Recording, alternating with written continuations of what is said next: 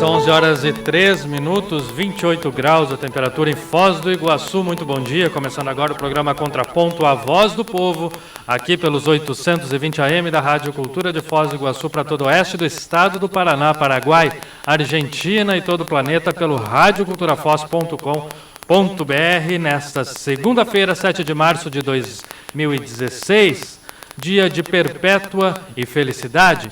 Santa Perpétua e Santa Felicidade foram martirizadas por decapitação no anfiteatro de Cartago no ano de 203, na grande perseguição de Séptimo Severo. Felicidade era serva, escrava de Perpétua, que se encontrava grávida quando sua prisão pelas autoridades romanas a deu à luz na própria prisão. A narração da coragem demonstrada pelas mártires e de seu sacrifício é detalhadamente conservada por confessores da fé cartaginenses e por um escritor de sua época. Desde longa data, seu nome foi incluído no cânon romano da Igreja Católica e são invocadas tanto na Ladainha dos Santos como na oração eucarística primeira. Na parte destinada a comemorações de defuntos, a cripta com o nome de Santa Perpétua foi encontrada há alguns anos nas ruínas do antiga Cartago. Essas são as histórias, então, de Santa Perpétua e Santa Felicidade.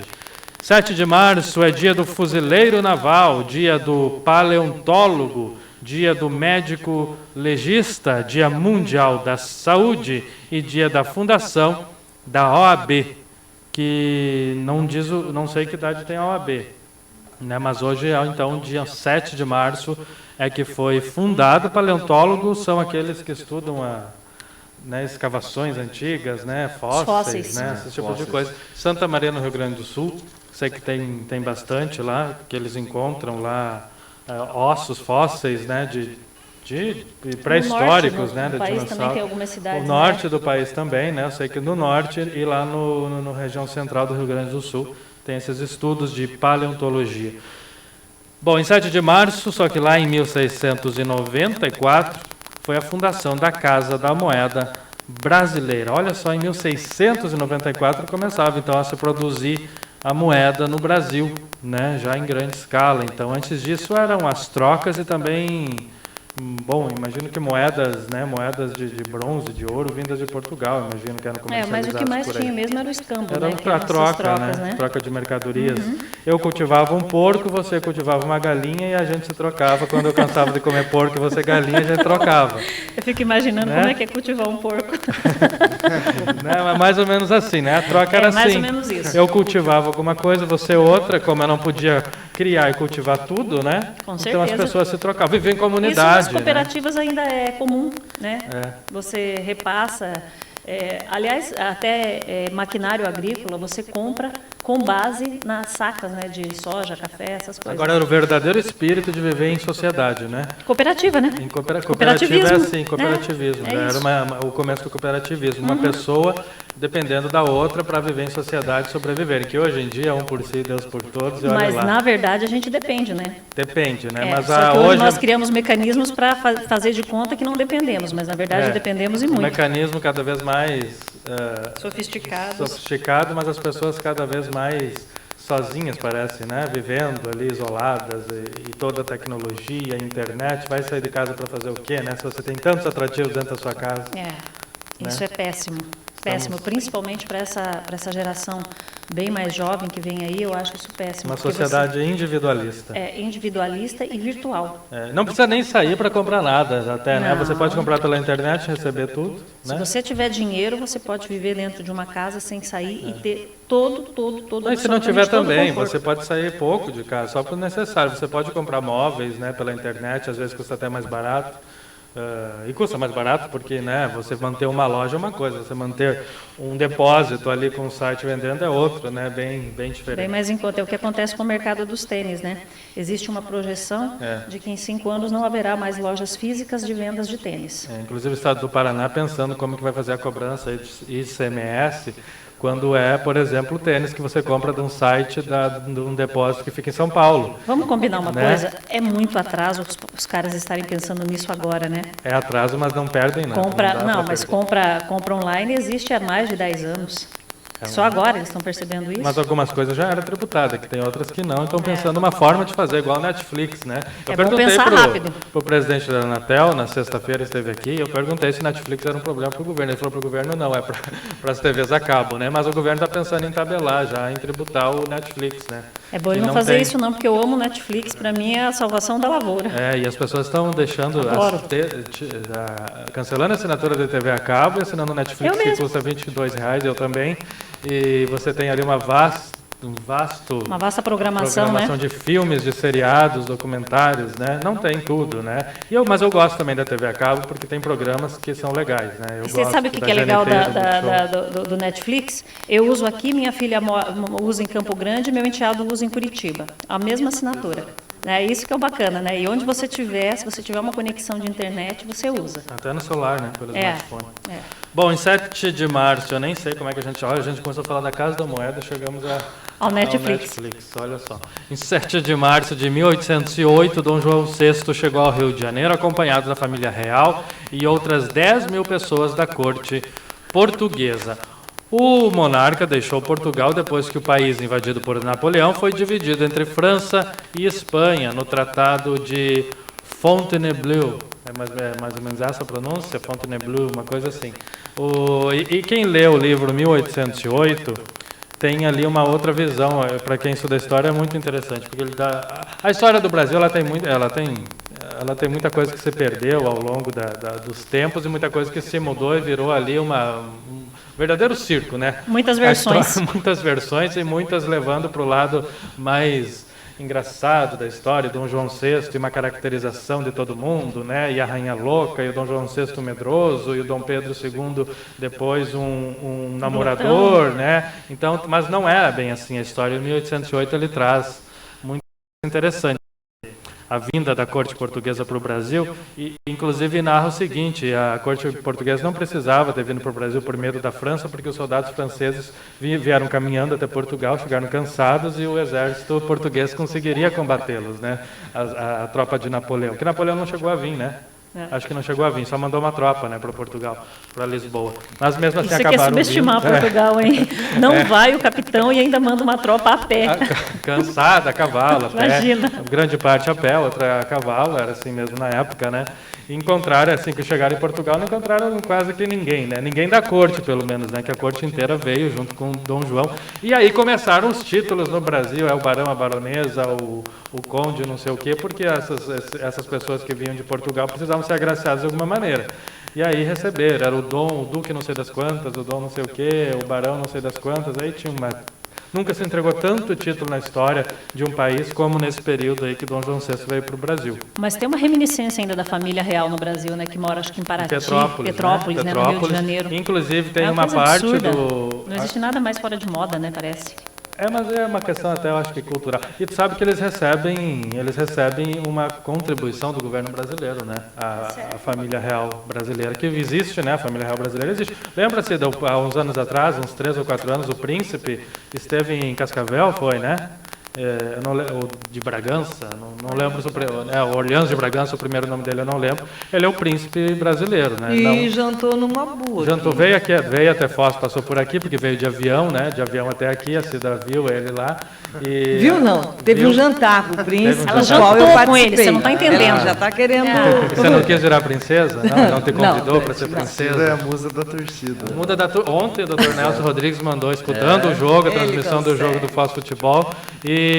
Então, como é que chama quando... Passou a faixa, precisa da musa da torcida, né? Então tá bom.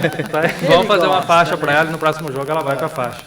Mas olha assim, tirando a brincadeira à parte, é claro que o elogiozinho assim já elogiozão, né? Elogiozão, eu Imagina, gosto. Se nessa altura do campeonato da nossa vida, elogio é ótimo. O Dante ele declara publicamente que ele não é muito atraente pelo futebol. Eu já sou o contrário. Eu gosto de futebol. Aprendi a gostar de futebol com os meus irmãos, meu pai. Sabe que eu acho que vem muito de casa também. E ainda isso me seguiu. Quando eu vim trabalhar na Rádio Itaipu, eu ia fazer o futsal no ginásio de esporte Costa Cavalcante. Eu fazia flashes de lá do jogo. Então, assim, eu sempre gostei muito, de uma forma para outra. Eu tive um vínculo na minha vida com o esporte. Eu joguei, não vou falar o ano, mas pela seleção de vôlei de Cascavel. Então eu gosto muito de esporte, eu gosto de esporte. Está em mim, no sangue, eu gostava e continuo gostando. Está convidada para só que o joelho hoje está... Para a gente fazer uma entrevista sobre a carreira. Sim, vou entrevistar, sim. A carreira dela, me ela vai aguarde, ser entrevistada. me aguarde, vocês dois. Sabe que eu nunca, meu pai não gosta, gosto, meu eu pai gosto. não gosta de futebol, nunca foi no estádio, mal tem time, ele diz que é colorado lá, mas volta e meia ele se perde, diz que é gremista, ele não sabe direito. Ele não gosta, nunca assistiu. Isso no Rio Grande do Sul é mortal, né? Você é mortal. errar o nome, Não, ele é sei um lá, traidor. as pessoas são muito... Ele é um traidor. E eu já gosto. E daí ele não gosta, É um nunca fanfarrão, assistiu, né? ele não assiste mas assim, jogo. Meus tios que eu cresci mais próximo também não gostam. Tem um tio de Porto Alegre que vai assistir o jogo do Grêmio, mas é o único que eu conheço que vai, o resto dos outros meus tios, então eu não cresci nisso. Eu gosto muito de esporte, mas outros tipos. O futebol realmente eu nunca acompanhei. Você ficou no Rio Grande até quantos anos? Até os 20. Nossa, é difícil, porque lá é muito interessante. Não, eu sou né? gremista, mas tá. Ele é gremista igual o pai dele é colorado. Não, mas eu não gosto de colorado. Aí também não. Aí também não, né? Mas eu sempre torci pela seleção brasileira, sempre assisti todos os jogos da Copa, assisti os jogos do Grêmio, mas aí perdi o encanto disso também, que eu tô vendo que o futebol tá igual política, né? Aí o pouco que eu gostava já foi também foi a cadela com a cinta, né? Vai, Dante, termina as efemérides aí. 11h14, termina 7 de março. Agora estava falando de Dom João VI, né, 1808, que veio que a corte veio para cá, e eu acho a história do Brasil muito interessante. E tem que ser para o Brasil foi muito bom essa vinda do Dom João VI, porque teve uma evolução aí do Brasil enorme, né? Aí começaram uma libertação, né, pelo menos da questão burocrática de e aí começou a se investir em infraestrutura. E se você pegar, foi em 1808 que eles vieram, se você pegar a idade de criação do Banco do Brasil e de outras entidades brasileiras, você vai ver que é toda dessa época. Né? Então o Brasil começou a se desenvolver com a vinda da corte. E aí tem essa história dos títulos, né? Mas podia ser uma corte, né? Agora, alemã, gente, já que vocês querem Suíça, falar de... né, logo portuguesa.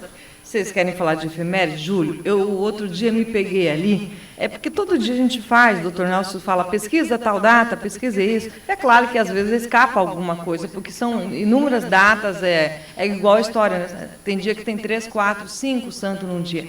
E esses dias eu me peguei ali pensando, falei, gente, vocês raciocinem comigo, como será daqui a pouco essas efemérides, daqui 5, 10, 15 anos?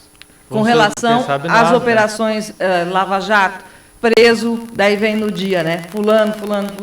No outro dia, efemérides continua. Lava Jato, não sei o quê. Nós vamos ter uma sequência. Então, eu pensei nisso esses dias e tentei lembrar da história, né? Aí eu comecei a perceber... Será uma sequência muito... Mas aí eu comecei a perceber que os grandes líderes da história do Brasil e do mundo, né? A gente pega mais do Brasil por estar mais próximo da história, mas a gente vê que esses escândalos às vezes não são retratados na história, mas a vida como um todo da pessoa resumida. Eu acho que esse escândalo vem... Eu acho que vai ter que eu acho que vem para Tem outra questão que a gente vai ter que levar em conta, que é a questão da internet, informação de mais de fácil acesso, que vai ser considerada aí para a história daqui algumas décadas, né? Mas se a gente olhar para o passado, né? mas se a gente olhar para o passado não fica muita coisa. Do Getúlio Vargas a gente tem ele mais como um grande líder popular do que como um grande ditador. Mas eu puxo para você para o escândalo do PC Farias. No calendário da efeméride ali, se a gente for analisar no ano, tem PC Farias, não sei o quê. PC Farias, eu tenho ali, se a gente for buscar no ano ali da história do PC Farias, tem ele ali praticamente quase que umas 10 notas dele no calendário de efemérides no ano. Se a gente consegue localizar o mais. A história é curta, tem o que isso, uns 25 anos, menos, né? Não. Do PC? Foi ali na época do Collor, no governo Collor. Então, dá 20 anos. E assim será a Lava Jato e outros tantos, né? E assim será a Lava Jato e outros tantos. Por exemplo, presidente Dilma, não sei o quê, com relação à Lava Jato. Lula, não sei o quê, com a Lava Jato. E aí vai. Mas você acha que daqui a 24 anos eu vou estar lendo isso aqui também? Eu acho. Vai lá. Mas em 11/17, em um mesmo dia, 7, né? 7 de março, em 1876, Alexander Graham Bell recebeu a patente pela invenção do telefone. Em 1876, então, o Graham Bell recebe a patente. Ele já havia inventado antes, mas recebeu ali o certificado de inventor do aparelho de telefone, que era totalmente diferente do que é hoje, né? Tinha aquela moça, né, que ficava do outro lado. Ali, não, aí já era no tempo moderno, né? Já era no tempo moderno. É moderno também. Mas eu não sei, aqui é o que ele recebe a patente da invenção. Então pode ser que já estava em pleno funcionamento o telefone, né, mas ainda não havia sido reconhecido oficialmente o inventor. E daí tinha aquelas moças, era interessante, né? Que você tinha 20 telefones numa cidade, daí você ligava, não para a pessoa que você queria ligar, você caía na central da telefonista, a telefonista ia lá e trocava o cabo para um outro cabo para fazer a ligação, a conexão para outra casa. Uma ligação internacional, ela chegava a demorar 5 horas para ser completada, né? Nessa época. Nossa, em 1989, por causa do lançamento do livro Versos Satânicos, do escritor inglês Salman Rushdie, o Irã rompeu relações diplomáticas com o Reino Unido, por causa de um livro. Em 1932, Pedro de Toledo é nomeado interventor. Em 1934, Hitler anuncia na Alemanha a fabricação de 3 milhões de carros Volkswagen. Olha só, eu lembro que o Hitler foi um grande dos que alavancou aí a Volks, né? Em 1977, estreia o Sítio do Pica-Pau Amarelo. Em 77, a primeira versão do Sítio. Quem que lembra disso? Eu lembro. Da Natália, lembra da primeira versão do Sítio? Eu lembro da versão nova agora. A nova aquela que também. está o presidente Lula nas redes sociais circulando. Teve uma nova, teve acho que 2 depois dessa, né? Uma eu ainda era adolescente, que passou, acho que agora por último uma outra, né? Que inclusive a menina, como é que é o nome dela, que é a atriz agora, que ainda é nova, né? Mas ela, bom, não vou me lembrar o nome da menina, eu gosto muito dela.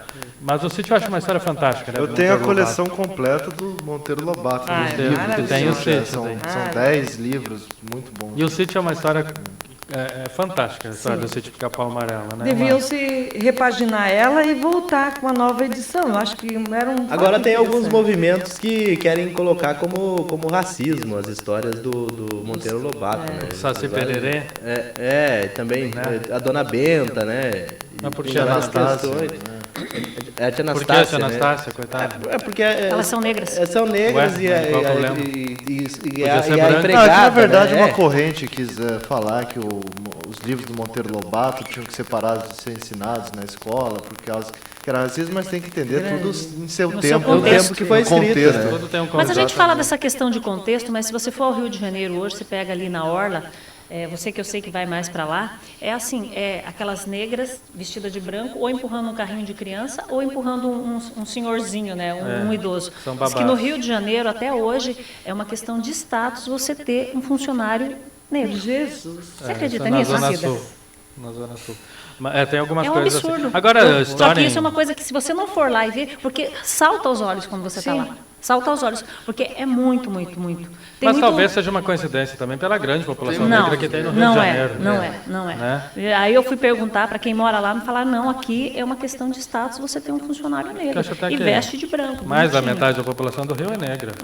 Que essa questão Mas de a vestir, população pobre. de vestir de branco também está sendo debatida, né? Está sendo proibido já. Você ter, E elas usam branco, você sabe que é As empregadas funcionária. são obrigadas a andar de branco, Porque se tem que vestir identificando. que é preto. Não, tem que se vestir normal, não tem que Não ter tem Mas que é usar um- uniforme, mas mas é um uma questão de uniforme. higiene. Mas é um uniforme. Mas lá é Eu muito... acho que tem uma- coisas que também estão tomando aí que não tem nada a ver uma coisa com É a um outra. exagero, mas assim, lá Uma me chamou, coisa é o me chamou atenção. racismo, combater o racismo, que eu abomino. Agora tem coisas também que o povo... Tipo o Saci Exagera, né? Pererê, não pode Saci Pererê. O Negrinho do Pastoreio, que tem lá no Rio Grande do Sul, que é outra lenda. Né? Tem gente contra isso, aí eu acho uma bobagem. Bom, em 1987, greve dos marítimos. A Marinha ocupa portos do Rio de Janeiro e Santos. Em 1990, a morte aos 92 anos de Luiz Carlos Prestes. Eu não lembrava que ele tinha morrido aos 92 anos, né? E, inclusive, sua filha, Anita Prestes, esteve aqui no Contraponto, que foi um dos melhores programas da história desse programa, né? Dos 6 anos do Contraponto. Eu acho que está ali entre os primeiros, né? O da Anita Prestes, está ali no top 5.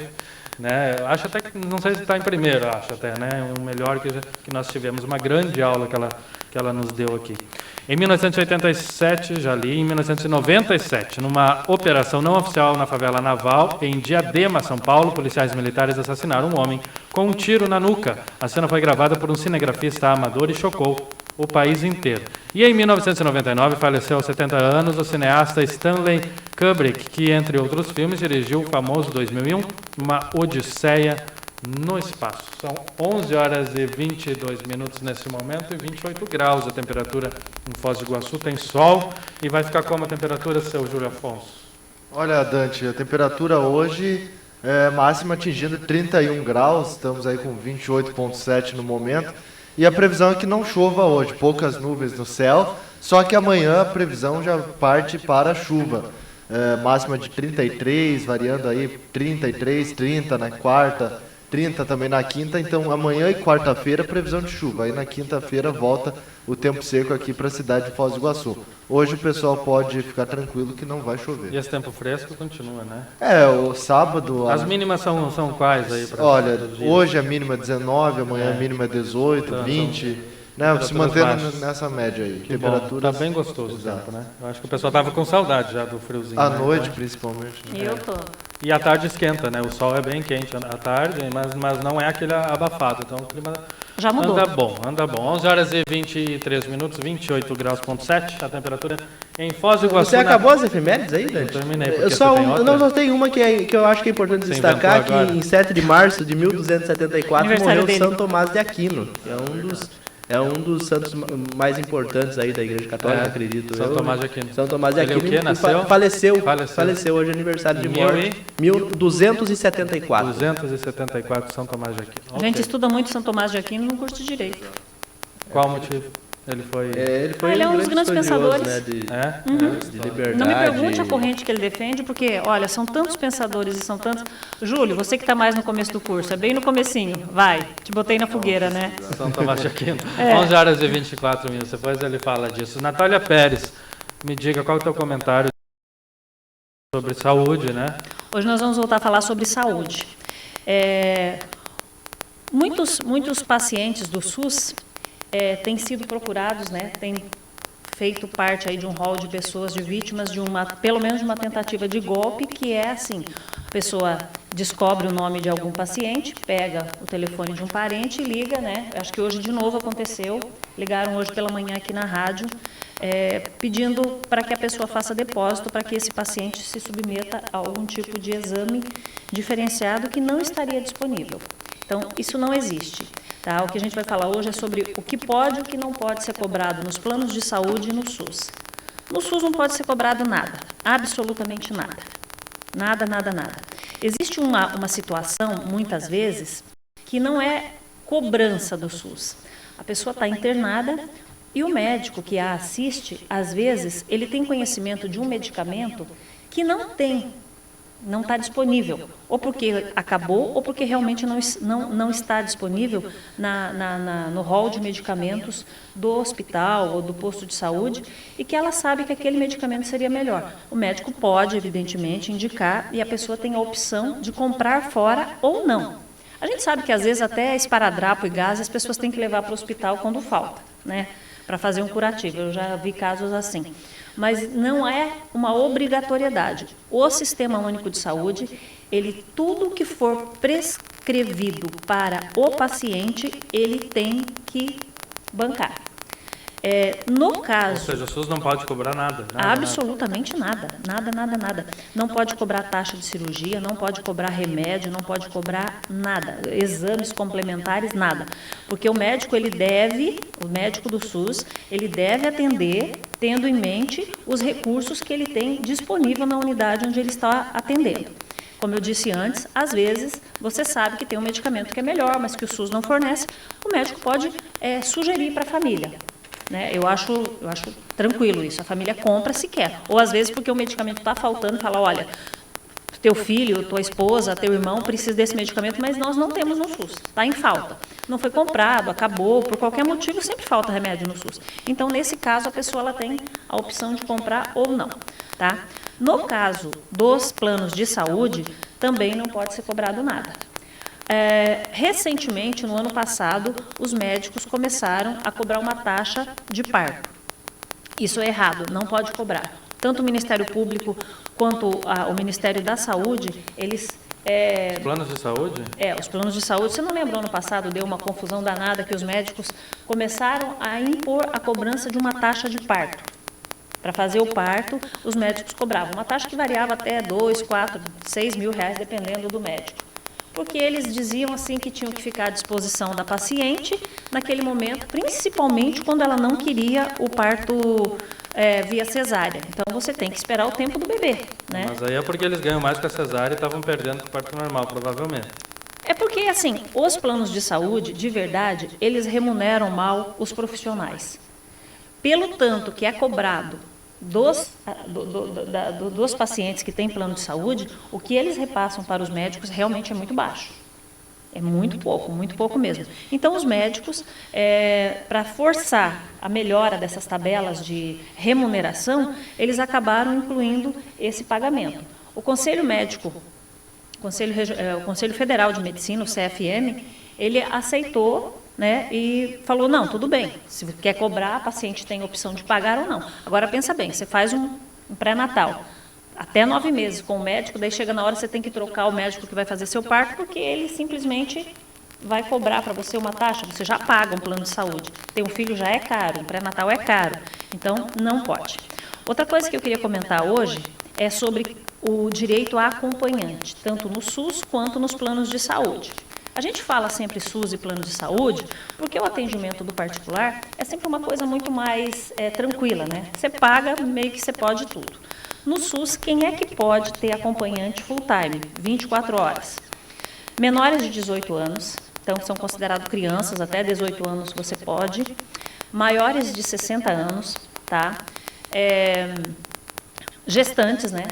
Tem o caso de quando o paciente é mulher, tem que ser acompanhante mulher? Não. Não?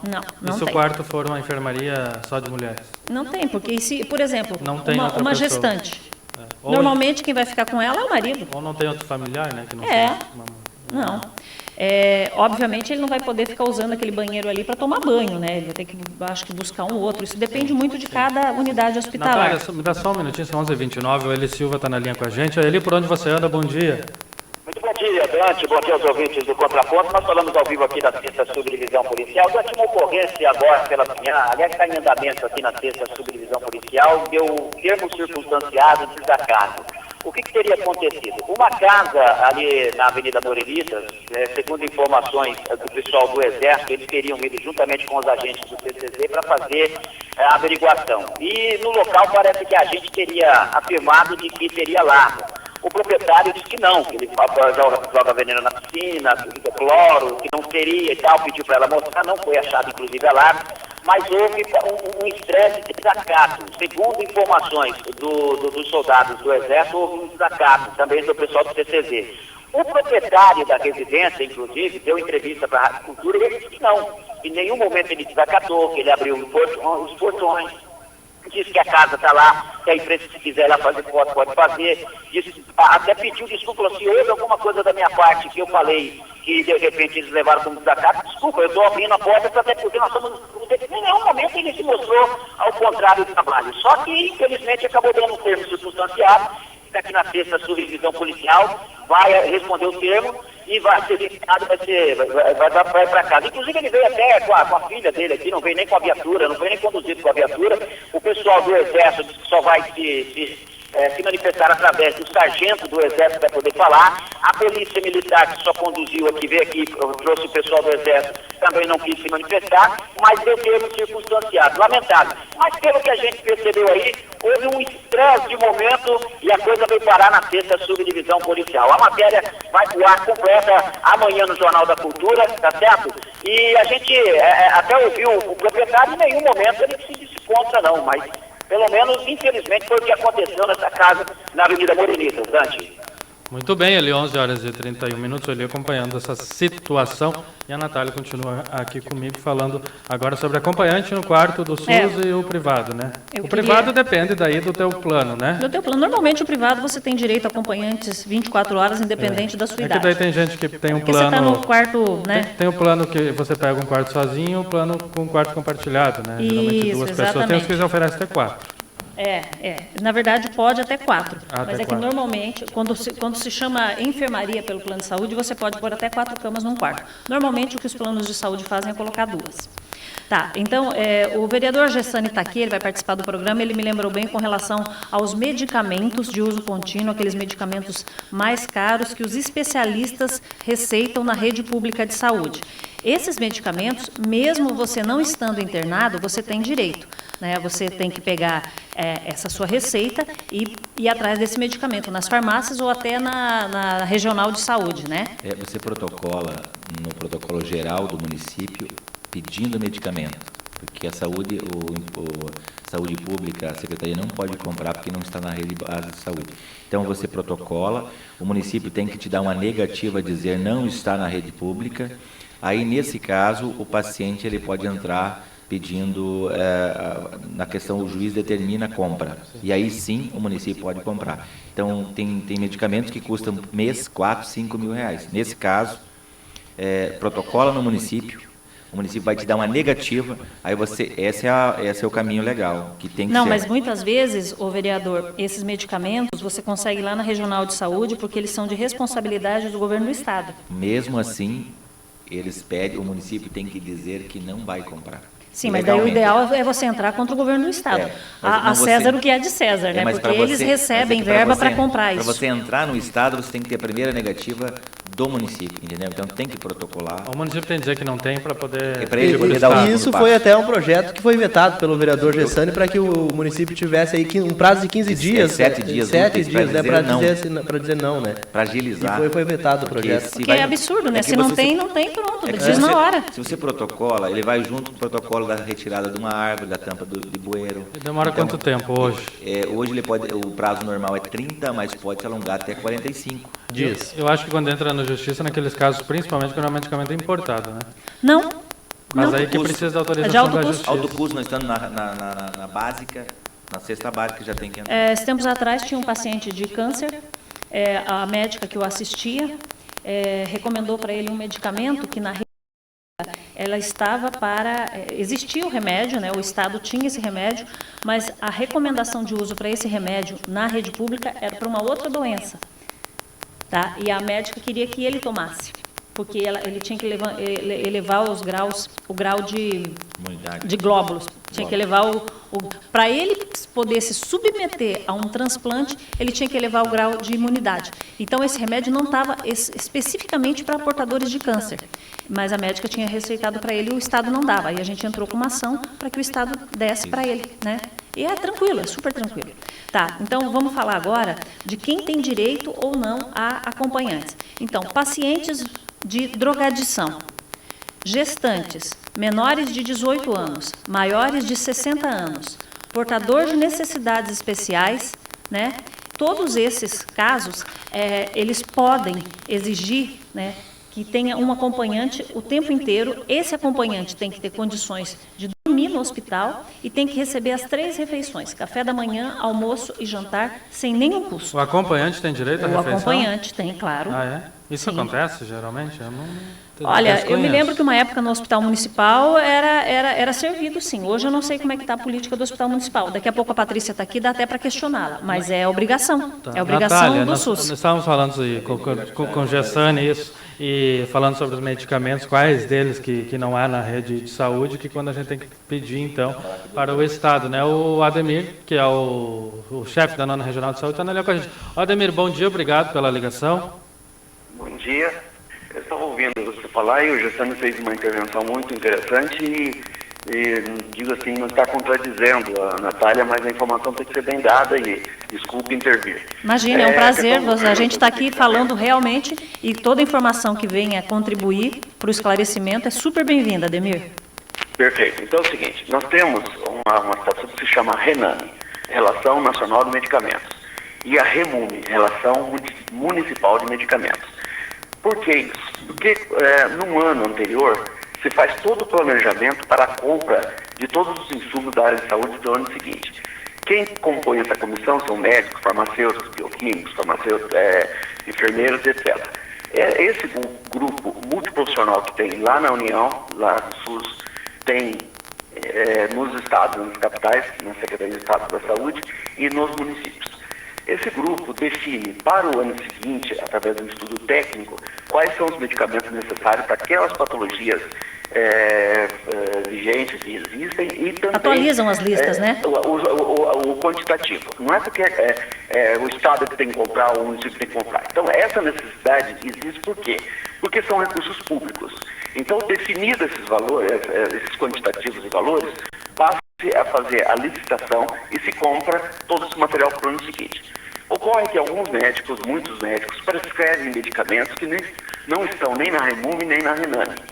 Não estando, nós, enquanto Estado, o município, enquanto município, não pode comprar, porque está fora do que está preconizado pela legislação.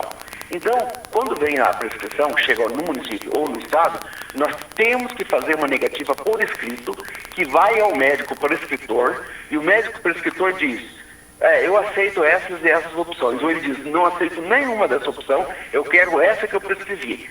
Com essa negativa, o paciente vai na Procuradoria-Geral do Estado ou do município, não precisa mais ser no MP, e vem a requisição que a gente compre. Aí sim, porque tem que ter 30, 45 dias, porque aí nós podemos comprar com dispensa de licitação, mas aí tem que ver se o fornecedor tem esse medicamento, se tem que produzir, é esse o caminho. Por isso que tem que ser feito uma negativa por escrito oficial para que o paciente leve para o seu prescritor. É essa forma que é legal de se adquirir um medicamento que não está na lista.